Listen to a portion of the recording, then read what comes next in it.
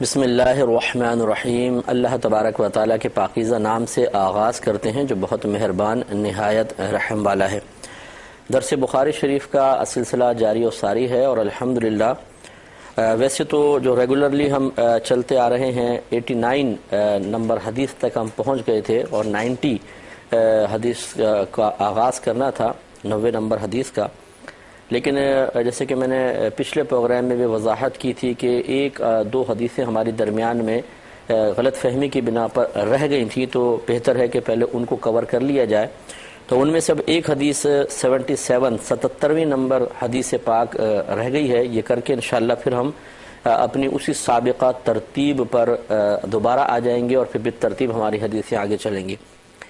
77ویں حدیث حضرت محمود بن ربیع سے مروی ہے، یہ اپنے بچپن کا واقعہ بیان کرتے ہیں، اور آپ کو یاد ہوگا کہ شاید یاد ہو کہ اس میں جو امام بخاری رحمۃ اللہ علیہ نے باب قائم کیا ہے وہ تھا کہ بابو متى يصح السماع الصغیر، کہ کم سن یعنی چھوٹے بچے کا سماع حدیث کب صحیح ہوتا ہے۔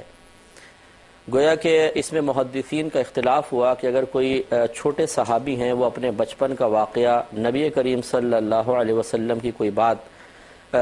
بڑے ہو کر بیان کرتے ہیں تو کیا وہ حجت ہوگی، کیا اس سے مسائل نکالے جائیں گے، یا ان کی کم سنی کا اعتبار کرتے ہوئے کہ شاید یہ چھوٹے تھے صحیح نہ سن سکے ہوں اس کو نظر انداز کر دیا جائے گا۔ تو آپ کو بتایا تھا کہ اس پہ اکثر متفق ہیں کہ اگر ایک بچہ 6-7 سال کا ہے یا 5 سال کا بھی ہے اگر، لیکن بہت سمجھدار ہے اور انہوں نے نبی کریم صلی اللہ علیہ وسلم کی کوئی بات سنی تھی اس بچپنے کی حالت میں، پھر جوان ہو کر بڑے ہو کر انہوں نے اس بات کو بیان کیا کہ میرے بچپن میں ایسا ہوا تھا، نبی کریم صلی اللہ علیہ وسلم نے اس طرح میرے سامنے ایک بات کو بیان کیا تھا، تو بالکل ان کا قول ایک شرعی حجت ہوگا۔ تو اسی پر یہ حدیث پاک لے کر آئے ہیں۔ پہلے لائے تھے ابن عباس رضی اللہ تعالی عنہما کی حدیث کہ جس میں انہوں نے بتایا تھا کہ نبی کریم صلی اللہ علیہ وسلم نے میری خدمت سے خوش ہو کر مجھے گلے بھی لگایا اور میرے لیے دعا کی کہ اللہ تعالیٰ اس کو قرآن کا فہم عطا فرما۔ اور دوسری یہ حدیث ہے جو حضرت محمود بن ربیع رضی اللہ تعالی عنہ سے مروی ہے، یہ کہتے ہیں، میں اس کا عربی متن بھی آپ کی خدمت میں عرض کرتا ہوں، یہ کہتے ہیں کہ اقلت من النبی صلی اللہ علیہ وسلم مجتن، مجھے نبی کریم صلی اللہ علیہ وسلم کی طرف سے ایک کلی کرنا یاد ہے، مجہا فی وجہی، آپ نے وہ پانی کی کلی یا پانی جو تھا اپنے منہ میں بھر کے میرے منہ پہ ڈالا تھا، میرے چہرے پہ ڈالا تھا، وَأَنَا ابْنُ 5 سنین، اس حال میں کہ میں 5 سال کا لڑکا تھا، من دلوین، ایک ڈول سے۔ بامحاورہ ترجمہ یہ ہے کہ آپ فرماتے ہیں کہ نبی کریم صلی اللہ علیہ وسلم نے ایک ڈول سے پہلے پانی پیا اور پھر اپنے لعاب دہن اقدس کے ساتھ اس پانی کو ملا کر میرے چہرے پر نبی کریم صلی اللہ علیہ وسلم نے اپنے دہن مبارکہ سے اس پانی کو ڈالا۔ تو یقیناً یہ سرکار صلی اللہ علیہ وسلم نے آپ کو برکات سے نوازنے کے لیے ایسا کیا۔ تو اس سے اب یہ چونکہ دیکھیں 5 سال کے بچے ہیں لیکن سمجھدار تھے، تو اس حدیث سے بالکل استدلال کیا جائے گا کہ نبی کریم صلی اللہ علیہ وسلم چونکہ آپ امام وقت تھے، نبی کریم اللہ کے نبی تھے، تو اور پھر آپ کا جو دہن اقدس تھا وہ برکات کا مجموعہ تھا، اور آپ کے لعاب دہن اقدس کی بڑی برکات مختلف مقامات پر ظاہر ہوئی تھیں۔ کہیں تو آپ نے کھاری پانی کے اندر اپنا لعاب ڈالا تو وہ میٹھا ہو گیا، شیریں ہو گیا۔ منقول ہے کہ آپ نے آٹے کے اندر اپنا لعاب دہن اقدس ملایا تو وہ بڑھتا چلا گیا اور اتنی روٹیاں بنی کہ 1100-1400 صحابہ کو پوری ہو گئیں۔ اسی طرح آپ نے اگر سالن میں اپنا لعاب دہن اقدس ڈالا تو وہ بڑھ گیا، جیسے کہ جابر رضی اللہ تعالی عنہ کی دعوت میں آپ نے فرمایا تھا۔ اسی طریقے سے آپ نے ایک صحابی کی آنکھ میں، جیسے حضرت علی کرم اللہ وجہہ الکریم کے بارے میں بھی منقول ہے کہ غزوہ خیبر میں نبی کریم صلی اللہ علیہ وسلم نے ارشاد فرمایا کہ کل ایک شخص ایسا ہوگا کہ اللہ تبارک و تعالی اس کے ہاتھ پر خیبر کے قلعے کو فتح فرما دے گا اور میں اس کو علم دوں گا۔ تو اگلے دن سارے صحابہ منتظر تھے کہ شاید نبی کریم صلی اللہ علیہ وسلم مجھے علم عطا فرما دیں، ہر ایک کی تمنا تھی، لیکن اس محفل میں حضرت علی کرم اللہ وجہہ الکریم نہیں تھے۔ نبی کریم صلی اللہ علیہ وسلم نے ارشاد فرمایا کہ علی کہاں ہے؟ تو بتایا کہ رسول اللہ وہ اس لیے نہیں آ سکے ہیں کہ ان کو آشوب چشم کا مرض ہو گیا ہے، آنکھیں دکھنی آ رہی ہیں، پانی مسلسل بہہ رہا ہے، اس لیے وہ یہاں پر نہ آ سکے۔ نبی کریم صلی اللہ علیہ وسلم چونکہ اللہ کا حکم تھا، یہ تقدیر الہی مقرر ہو چکی تھی، اللہ کا فیصلہ تھا کہ حضرت علی رضی اللہ تعالیٰ عنہ کے دست اقدس پر ہی قلعہ خیبر فتح ہونا تھا۔ سرکار نے فرمایا ان کو بلاؤ، وہ لائے گئے، حاضر ہوئے تو نبی کریم صلی اللہ علیہ وسلم نے اپنا لعاب دہن اقدس نکالا، حضرت علی رضی اللہ تعالیٰ عنہ کی آنکھ میں لگایا، ایک لمحے میں آنکھیں ٹھیک ہو گئیں۔ اسی طرح حضرت سلمہ بن اکوع رضی اللہ تعالیٰ عنہ، یہ ایک صحابی تھے جو نبی کریم صلی اللہ علیہ وسلم کے کام سے گئے تھے اور پھر آپ کی پنڈلی مبارکہ شہید ہو گئی تھی، آپ گر گئے تھے اور اس سے آپ کی پنڈلی کی ہڈی ٹوٹ گئی تھی، اور ایسی اتنی زیادہ ہڈی ٹوٹ گئی تھی کہ اس کا جڑنا ممکن نظر نہیں آتا تھا۔ نبی کریم صلی اللہ علیہ وسلم نے اپنے لعاب دہن اقدس ان کے پاؤں پہ لگایا، ہڈی کو جوڑا، ایسی مضبوط ٹانگ ہو گئی کہ وہ خود حیران ہوتے تھے کہ ایسی مضبوطی تو پہلے بھی ان کو حاصل نہیں تھی۔ تو نبی کریم صلی اللہ علیہ وسلم کے لعاب دہن اقدس میں اللہ نے بڑی برکات رکھی، تو نبی کریم صلی اللہ علیہ وسلم نے ان حضرت محمود بن ربیع رضی اللہ تعالیٰ عنہ پر خصوصی کرم فرمانے کا ارادہ کیا، اللہ کی اجازت سے، اللہ کے حکم سے، اللہ کی عطا سے، اور آپ نے پانی کی منہ میں پانی بھرا اور وہ ان کے چہرے کے اوپر ڈالا۔ ویسے اگر کوئی شخص کرتا تو ہم جیسے آپس میں چھوٹے جب بچپن میں ہوتے ہیں، آپ نے دیکھا ہوگا بچے منہ میں پانی بھر کے ایک دوسرے کے اوپر پھینکتے ہیں تو اس کو بدتمیزی شمار کیا جاتا ہے۔ آج بھی اگر کوئی بڑا انسان، عام انسان کسی چھوٹے کے منہ پہ پانی کی کلی کر دے تو اس کو معیوب تصور کیا جائے گا، لیکن ہمارے نبی کریم صلی اللہ علیہ وسلم کا معاملہ بالکل جدا گانہ ہے۔ آپ ہماری مثل نہیں ہیں، آپ جو بھی کام کرتے ہیں اللہ تبارک و تعالی کے حکم سے، اللہ کی اجازت سے، اور ہزارہا حکمتوں کو ملحوظ رکھتے ہوئے۔ آداب تو آپ کی بارگاہ سے ادب سیکھتے ہیں، تو معاذ اللہ ثم معاذ اللہ آپ سے کسی بے ادبی کا صدور ہونا یہ بالکل محال ہے، تو ذرہ برابر بھی کوئی دل میں خدا نخواستہ منفی خیال مرتب نہ ہو۔ نبی کریم صلی اللہ علیہ وسلم نے جو کچھ کیا وہ اللہ کے حکم سے کیا، اور یہ صحابی فخراً بتایا کرتے تھے کہ سرکار نے میرے چہرے مبارکہ پر اپنا دہن اقدس کا پانی ڈالا ہے۔ تو یہ کوئی معاذ اللہ ثم معاذ اللہ کوئی ایسا نہیں تھا کہ وہ اس میں اپنے لیے ذلت محسوس کریں، بے عزتی محسوس کریں، گلٹی فیل کریں، لوگ ان پہ ہنس پڑے ہوں، نہیں، بلکہ دیکھیے انشاءاللہ آگے کتاب الوضو کے اندر آپ یہ دیکھیں گے کہ صحابہ کرام علیہم رضوان نبی کریم صلی اللہ علیہ وسلم کے جسم اقدس سے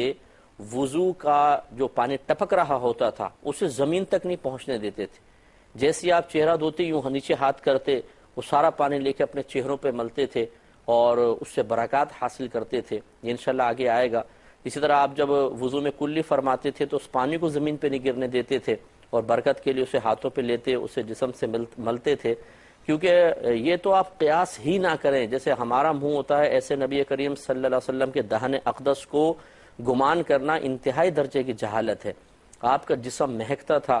کسی نے کبھی بھی آپ سے کوئی منفی چیز محسوس نہیں کی، آپ کا پسینہ مبارکہ اتنا خوشبودار تھا کہ صحابہ کرام علیہم رضوان کہتے ہیں کہ جس گلی سے نبی کریم صلی اللہ علیہ وسلم گزر جایا کرتے تھے وہ گلی مہک جایا کرتی تھی، اور ہم آپ کے پسینے کی خوشبو سے پہچان لیتے تھے کہ اس گلی سے ابھی نبی کریم صلی اللہ علیہ وسلم گزرے ہیں۔ تو اللہ تعالیٰ نے آپ کو ظاہری آلائشوں سے، گندگیوں سے، جراثیم سے، بیکٹیریا سے بالکل ایسا محفوظ اور پاک و صاف رکھا ہے کہ آپ کو اپنے اوپر قیاس کرنا یہ ایک جہالت ہوگا، جس سے ہمارے ساتھ مختلف مسائل ہوتے ہیں، سرکار کے ساتھ نہیں تھے۔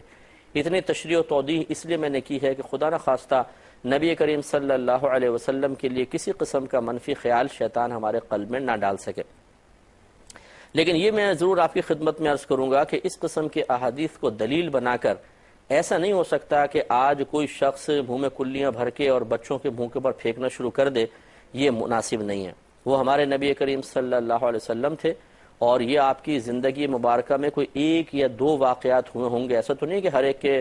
چہرے پہ آپ کلیاں کر رہے تھے، بلکہ یہ ہمارے نبی کریم صلی اللہ علیہ وسلم نے یقیناً اللہ تعالیٰ کے حکم سے، اللہ تعالیٰ کی اجازت سے ایسا معاملہ کیا، اور اسی لیے اور یہ کوئی آپ کی عادت مستمرہ نہیں تھی، دائمی عادت نہیں تھی کہ ہر ایک کو اس طرح آپ کر رہے ہوں، تو کبھی کبھار یہ واقعہ ہوا، تو بہرحال ہوا ضرور۔ اب اگر کوئی یہ دلیل بنا لے کہ جی میں ایک عالم ہوں، میں بھی اسی طرح کلی کر منہ میں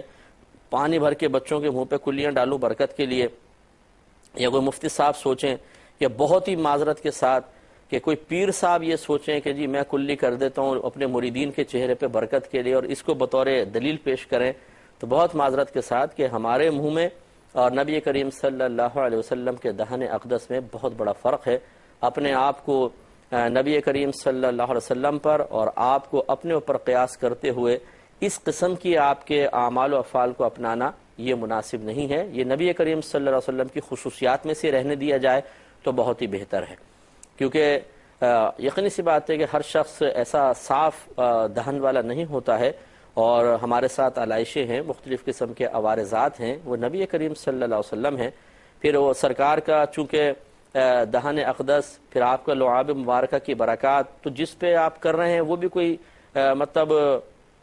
برا محسوس نہیں کر رہا ہے، بلکہ فخر کر رہا ہے، برکت حاصل کر رہا ہے۔ یہاں پر ہو سکتا ہے کہ اگر کوئی شخص کسی کے اوپر کرے، بالفرض ایک بڑے شیخ ہیں، کوئی پیر صاحب ہیں، وہ کر رہے ہیں، تو ایک تو دیکھنے والے کراہت محسوس کرتے ہیں، کیونکہ ہر ایک کے قلب میں اتنی عقیدت ہوتی نہیں ہے، اور نہ ہر ایک اس چیز کو لائک کرتا ہے، پسند کرتا ہے۔ وہ صحابہ کرام سرکار سے عشق کرتے تھے، ان کی الگ کیفیات تھیں، الگ طبیعتیں تھیں، ان میں نبی کریم صلی اللہ علیہ وسلم کا وہ عمل کرنا بالکل زیبا تھا اور کوئی مسئلہ نہیں تھا۔ لیکن آج کل کے دور میں اعلانیہ طور پہ سب بیٹھے ہوں، کسی ایک کے منہ پہ کلی تو کر کے دیکھیں، ہو سکتا ہے کہ لوگ پیر صاحب سے بدظن ہو جائیں، یار یہ کیا کلیاں کر رہے ہیں چہرے کے اوپر، بھائی عجیب و غریب پیر صاحب ہیں۔ تو اس لیے اس قسم کے معاملات کو اپنے لیے ایک دلیل بناتے ہوئے اور عمل پیرا ہونے کی کوشش کرنا قطعاً غیر مناسب ہے، اس سے اجتناب کرنا چاہیے۔ تو بیان کرنے کا مقصود صرف ایک حدیث کا بیان ہے، کیونکہ ترتیب میں آ رہی تھی، کوئی ترغیب دینا مقصود نہیں ہے۔ جو اس سے ہمیں سبق حاصل ہو رہا تھا وہ آپ کو بتا دیا۔ ہاں، اس سے یہ ضرور ثابت ہوا کہ نبی کریم صلی اللہ علیہ وسلم کے جسم اقدس سے جو بھی چیز مس ہو جاتی ہے، ٹچ ہو جاتی ہے، ٹچ کر لیتی ہے سرکار کو، یا آپ اس کو مس فرما دیتے ہیں، ٹچ کر لیتے ہیں، وہ برکات کا مجموعہ بن جاتی ہے، اور اللہ تعالیٰ اس سے بے شمار لوگوں کو برکات عطا فرماتا ہے۔ اس سے اکابرین کے تبرکات کی برکات بھی ظاہر ہوتی ہے، کہ جہاں جہاں اکابرین اپنے قدم رکھتے ہیں، بیٹھتے ہیں، چھوتے ہیں کسی چیز کو، تو ان میں برکتیں بالکل پیدا ہوتی ہیں، اللہ تعالیٰ کی طرف سے ہوتی ہیں۔ تو ان مقامات سے برکات حاصل کرنے کے لیے کوشش کرنا، اس میں شرعاً کوئی حرج نہیں ہے۔ یہ تصور خود نبی کریم صلی اللہ علیہ وسلم اپنے صحابہ کرام علیہ رضوان کے ساتھ مختلف معاملات کر کے اپنی امت کو فراہم کر رہے ہیں۔ تو اس کو غلط تصور کرنا، شاید یہ سوچنا کہ شاید یہ بعد میں کسی مولویوں کی ایجاد ہے، ایسا نہیں ہے۔ اور انشاءاللہ بھی آپ دیکھیں، یہ بخاری بہت ہی پیاری کتاب ہے، اور بعض حضرات صرف کہتے ہیں جی بخاری سے دلیل لائیں، بخاری سے دلیل لائیں، تو انشاءاللہ امام بخاری رحمۃ اللہ علیہ پر اللہ تعالیٰ اپنی ہزارہ رحمت نازل فرمائے کہ آپ نے بے شمار معاملات جو آج مسلمانوں میں رائج ہیں، چاہے وہ نظریاتی اعتبار سے ہوں، عملی اعتبار سے ہوں، عقائد کے اعتبار سے ہوں، عقیدے کے اعتبار سے ہوں، بے شمار چیزوں کا بیان اس کتاب میں فرما دیا ہے۔ تو انشاءاللہ ہم آپ کی خدمت میں وقتاً فوقتاً جیسے جیسے ایسے معاملات آتے رہے تو ان کی نشاندہی کرتے رہیں گے۔ اب ہم اپنی ترتیب